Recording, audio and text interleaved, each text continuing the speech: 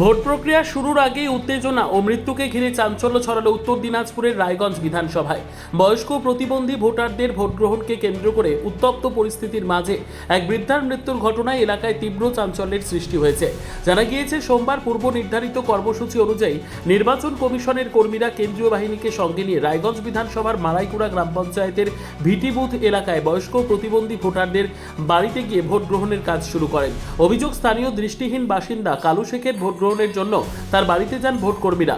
পরিবারের দাবি, কালু শেখের বিশেষভাবে সক্ষম মেয়ে ভোটদানের সময় উপস্থিত থাকতে চাইলে নির্বাচন কমিশনের কর্মীরা তা নাকচ করে দেন এবং জানান পরিবারের কেউ উপস্থিত থাকতে পারবেন না, প্রিসাইডিং অফিসারই ভোট গ্রহণ করবেন। এই বিষয়কে কেন্দ্র করেই শুরু হয় বচসা। অভিযোগ, পরিস্থিতি ক্রমেই উত্তপ্ত হয়ে ওঠে। সেখানে উপস্থিত হন স্থানীয় তৃণমূল কংগ্রেসের কর্মী ও নেতৃত্বরা। পুলিশ, কেন্দ্রীয় বাহিনী, ভোটকর্মী এবং তৃণমূল কর্মীদের মধ্যে তুমুল বাদানুবাদ শুরু হয়। সেই উত্তেজনার মাঝে আচমকা অসুস্থ হয়ে পড়েন কালু শেখের স্ত্রী তফিজান বিবি এবং মাটিতে লুটিয়ে পড়েন তিনি। তড়িঘড়ি তাকে উদ্ধার করে রায়গঞ্জ মেডিকেল কলেজে নিয়ে যাওয়া হলে চিকিৎসকেরা তাকে মৃত বলে ঘোষণা করেন। হাসপাতাল সূত্রে প্রাথমিকভাবে জানানো হয়েছে, সম্ভবত স্ট্রোকের কারণেই তার মৃত্যু হয়েছে। মৃতার বিশেষভাবে সক্ষম মেয়ে জাহিদা খাতুন এবং আত্মীয়া দুলালী খাতুন অভিযোগ করেন, ভোট গ্রহণকে কেন্দ্র করে জোর জবরদস্তি ও উত্তেজনার পরিস্থিতি তৈরি হয়েছিল। তাদের দাবি, জোর করে ভোট নেওয়া হয়েছে, পরিবেশ আতঙ্কজনক হয়ে উঠেছিল, সেটা সহ্য করতে পারেননি তফিজান বিবি। অন্যদিকে স্থানীয় তৃণমূল কংগ্রেস নেতা আলতাফ হোসেনের অভিযোগ, নির্বাচন কমিশনের এই প্রক্রিয়াতে আতঙ্ক তৈরি হচ্ছে।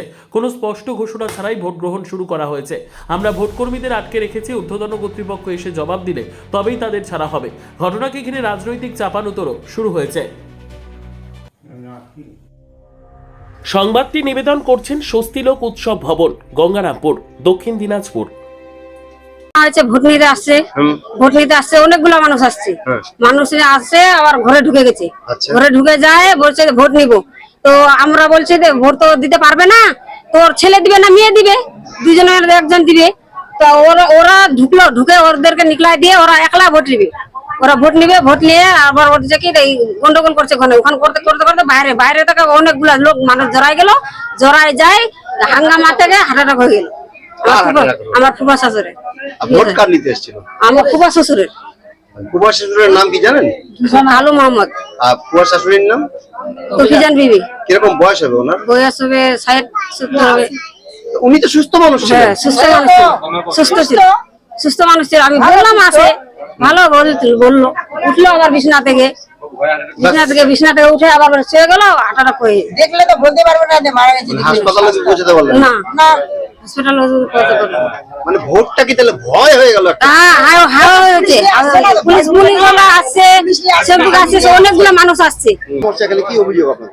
এখানে সমস্যা হয়েছে যে এখানে যারা এই যে সিনিয়র সিটিজেন এবং প্রতিবন্ধী তাদের আজকে ভোট নেওয়ার কথা, তারা এসছিল। কিন্তু এখানে যে বিএলও আছে, লোকাল বুথের কোনো মানুষকে ইনফরমেশন দেয়নি, অল পলিটিক্যাল পার্টিকে। হঠাৎ করে স্বাভাবিক কারণেই গাড়ি নিয়ে, ফোর্স নিয়ে সাজুয়াভাবে এরা এসছে বিএলও। এবার যখন প্রতিবন্ধী বাড়িতে গেছে, সেই মানুষটা ডিসব্যালেন্স, মানে ওনার হাত পা কাঁপে। যখন ভোট নিতে গেছে, তারপর লোকাল যারা আছে তারা খবর পাই, পলিটিক্যাল পার্টি, তারা গিয়ে বলে যে এখানে কি জন্য এসছেন। বলছে ভোট নিব। তো আমাদের কাছে তো ইনফরমেশন নেই। ইনফরমেশন না থাকাতে বলছে যে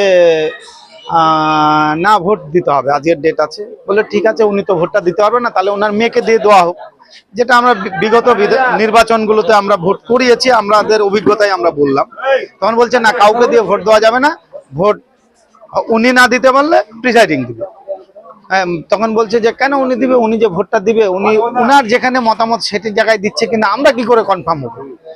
এই নিয়ে বচসা হয়। তখন ধাক্কা দিয়ে সবাইকে বের করে দেওয়া হয় এবং বন্ধ করে ওনাকে ভোট নেওয়ার একটা বলপূর্বকের চেষ্টা হয়। যেহেতু গ্রামের সাধারণ মানুষ অধিকার, সেটা খর্ব করার একটা চেষ্টা হচ্ছে। সেই জন্য আমরা জানতে চাইছি যে আধিকারিকরা আসুক, আমাদেরকে একটু ক্লিয়ারিফিকেশন দিক যে এইভাবে একটা মানুষ আজকে মারা গেল বিনা কারণে, হঠাৎ করে একটা আতঙ্কের। ব্যুরো রিপোর্ট, উত্তর বাংলা সংবাদ।